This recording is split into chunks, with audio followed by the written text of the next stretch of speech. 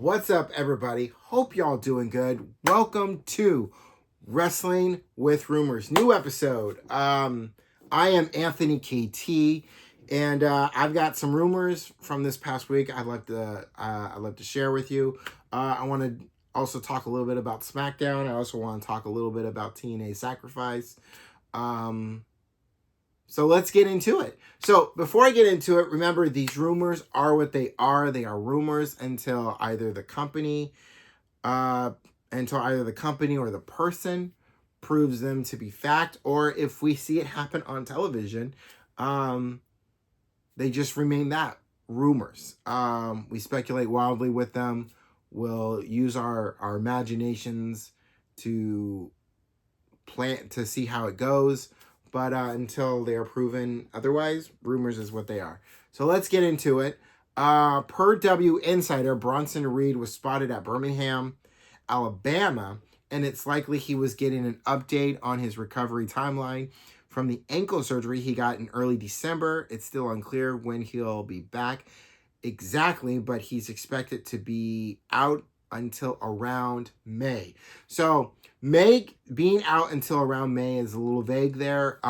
It could be either before or after Backlash. I mean, he could make his return at Backlash, but he is one of the three to have yet returned. Out of the three that really got hurt, Jimmy Uso is the only one who has returned after that hellish War Games match back in November.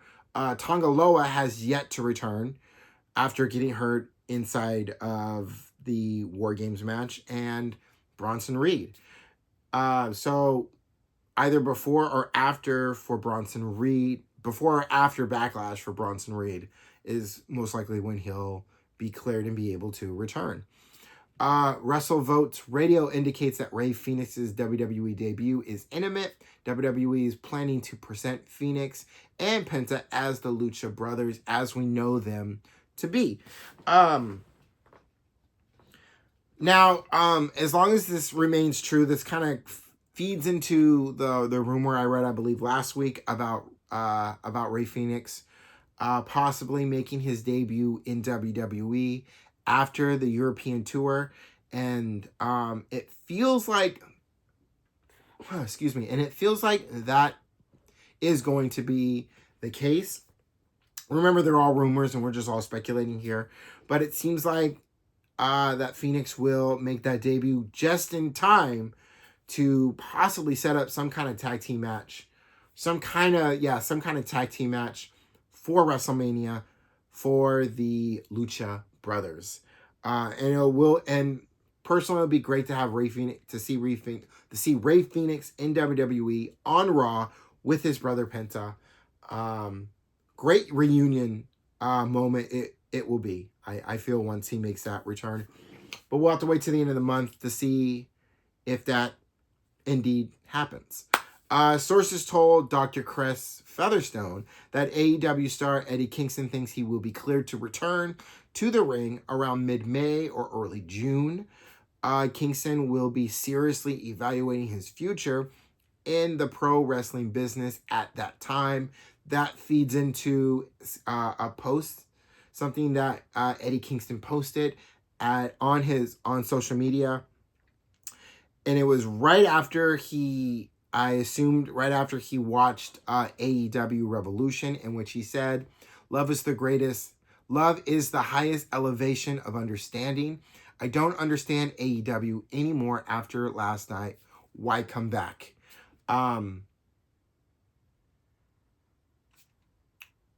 That, I guess we'll have to wait until after May or June. I thought I was trying to think of something to go with that, but there's really nothing to go with that. It's really just him pondering and allowing him to just evaluate everything that happened right up to the moment of the injury and everything after the injury, and then him watching AEW every Wednesday and Saturday night and watching how it goes, and then figuring out whether or not he wants to still be a part of that, or this could be something new being slowly cooking up as far as the character goes, but mid-June, mid-May, early June. We'll have to wait and see, right? Earlier this week, WWE filed to trademark the term Grande Americano. There is speculation this will be the name of the mystery luchador on Raw that is being played by Chad Gable. I will allow all of you to speculate and comment as you will about this trademark name for Chad Gable as he continues his studies and understandings of the arts of lucha libre. Yes. All right. Let's get into a few recaps. First off, TNA Sacrifice. There were two shows on last night, Friday night. And I say last night because as I'm recording this, it is Saturday. Anyway, two shows. We had SmackDown and we had TNA Sacrifice. Starting with TNA Sacrifice real quick.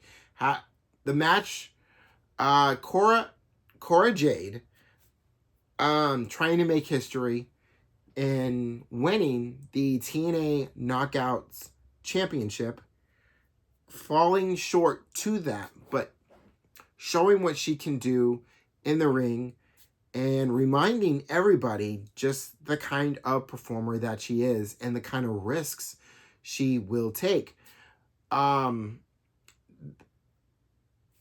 Good match.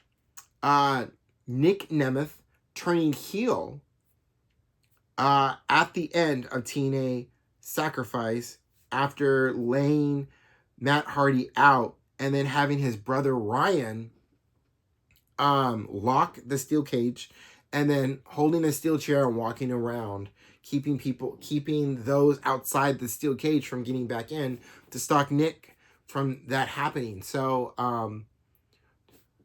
to watch Nick turn heel, how do y'all feel about that? I'm used to seeing the formerly known Dolph Ziggler turn heel because we've seen it happen a few times, but in TNA, I slowly started to see it happening after his loss to Joe Henry for the TNA Championship. That slowly started to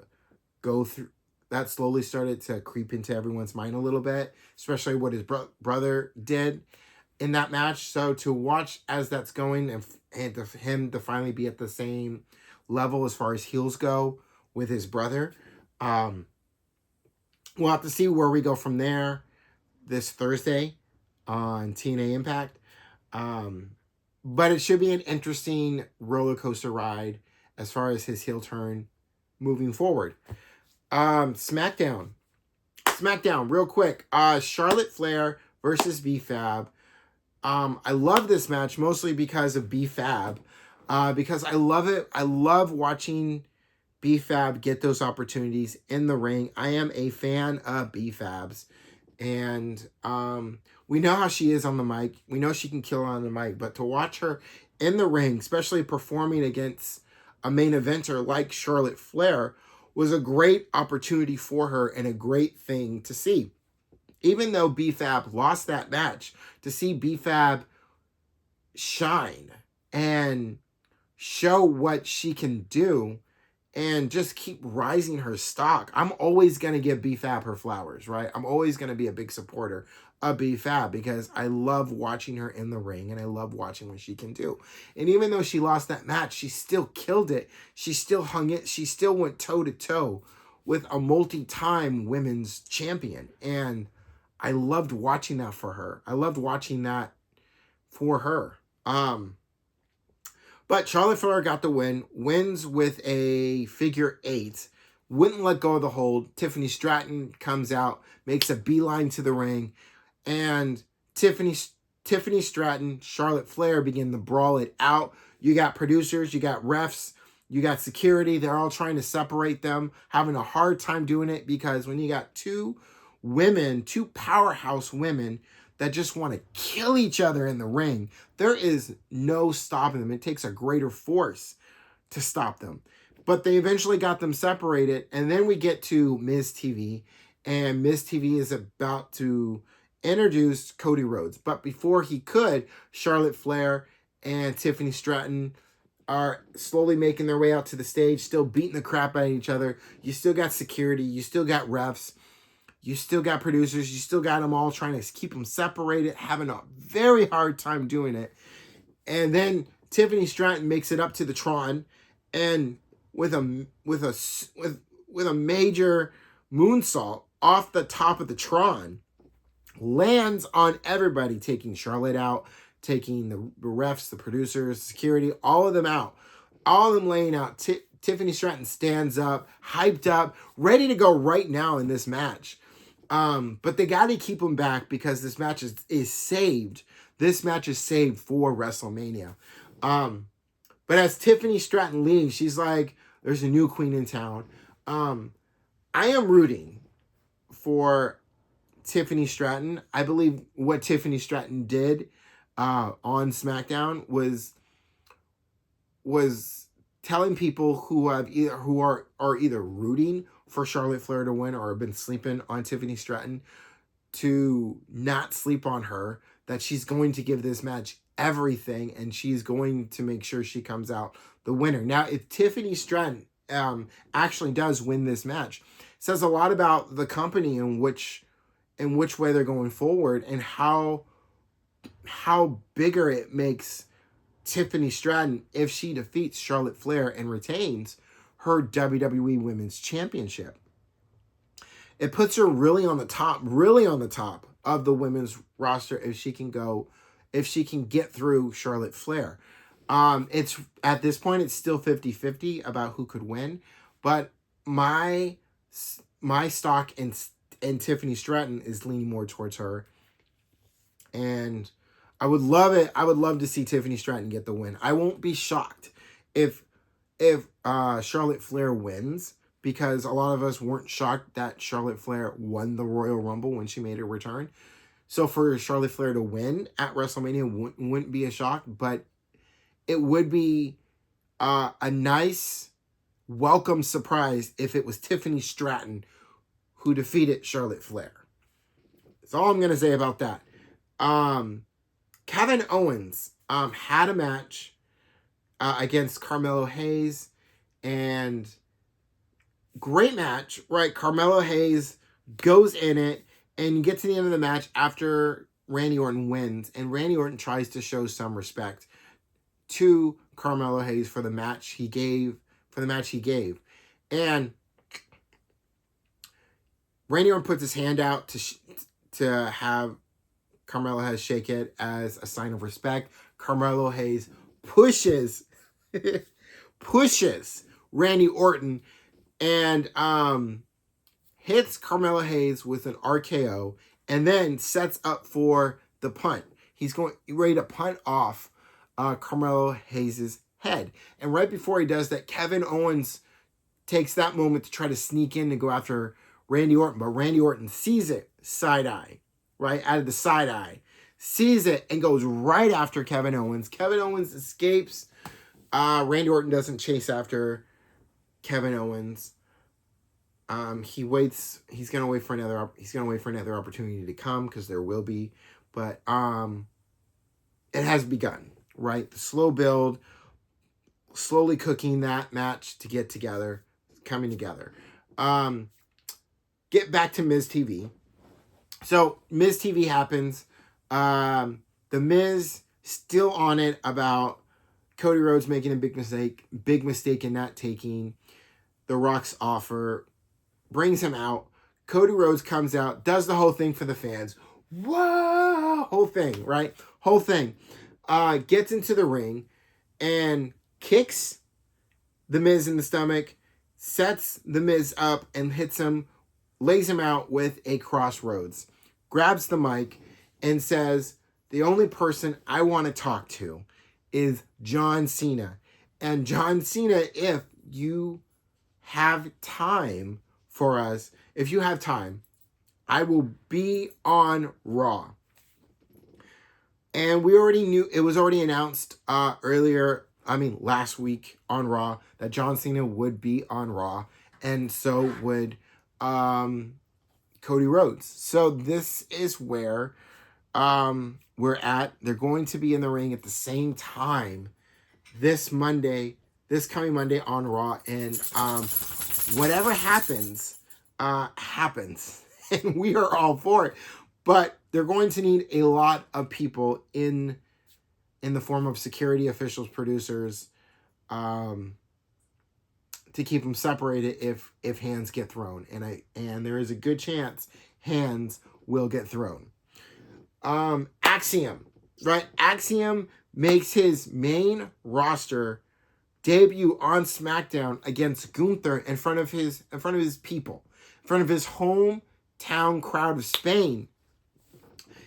Axiom, at one time known as A-Kid, makes a great debut. Sorry, I apologize for saying great a lot. I know I say it a lot. Anyway, so Axiom, Gunther in the ring. Axiom went toe-to-toe with World Heavyweight Champion Gunther, and there were certain moves that normally anyone else would kick out of. Axiom kicked out of. Axiom did not make it easy for Gunther, and I wouldn't expect Axiom to do that. He brought everything, and I completely understand how the crowd felt about Gunther getting the win. He is a heel, but mostly because hometown boy Axiom didn't get the win, and they all wanted to see that. I would have been great to see Axiom getting upset like that in his first debut match on SmackDown, but he didn't. But what I love seeing about certain NXT men and women getting those opportunities on Raw and SmackDown, first it goes to show the direction in which WWE is going, and really understanding the third brand that is NXT, but also showing how the crowd reacts to a Roxanne Perez, to an Axiom, to a Lash Legend when the lights are a little bit brighter in the main roster of Raw and SmackDown. And it also feels like it's also saying that this is how much we believe in you, and that you're going to get an official full-time to Raw or SmackDown in the very near future. And with the draft coming usually after WrestleMania, that is something I really hope that happens for these men and women in NXT. When it comes to the draft, as fun as it is to see Raw and SmackDown guys and girls get shuffled around, I always love watching the NXT side of it a lot more, because it's so great to see which men and women from NXT are going to get that opportunity to really shine brighter, and swim in a much bigger pond, or have a chance to actually swim in the sea of Raw and SmackDown. So I always love watching that to see who it's going to be. The number 4, who do you think it is going to be? As we got like a vignette, it was just showing the number 4, but the way it was presented, a lot of people, including myself, believe it to be Aleister Black, making his return to WWE. That's the only name that comes to mind when I saw that 4 was Aleister Black. It could honestly, we know it could be anybody, but Aleister Black is the name that comes to mind when I think of that. And finally, the Street Profits are back on top of the tag team mountain as they defeated DIY to become new WWE Tag Team Champions. It's been a minute since they held Tag Team Gold, so it was great to see this new attitude of the Street Profits getting these tag team championships, and just in time before WrestleMania. Their road just got a little bit clearer as far as WrestleMania goes, and the match that they'll possibly have at WrestleMania. I'm really hoping that it's Motor Machine Guns that get this opportunity at WrestleMania. But it could be Legado del Fantasma who could get this opportunity. It could be like a triple threat, could be a fatal four-way, could be a ladder match like they did last year.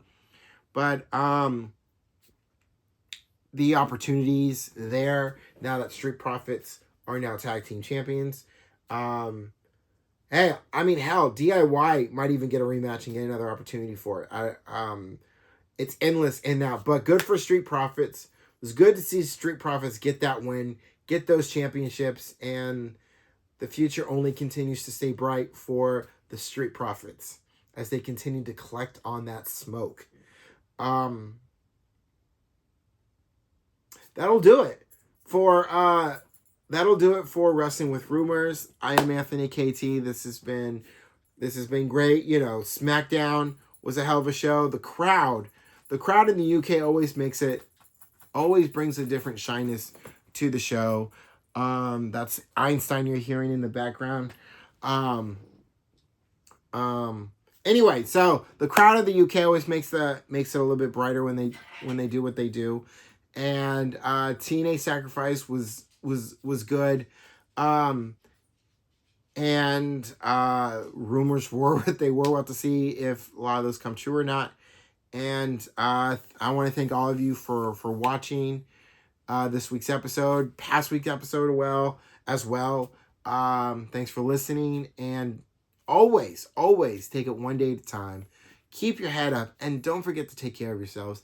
I am Anthony KT. This has been Wrestling with Rumors, and I will see y'all on the next one.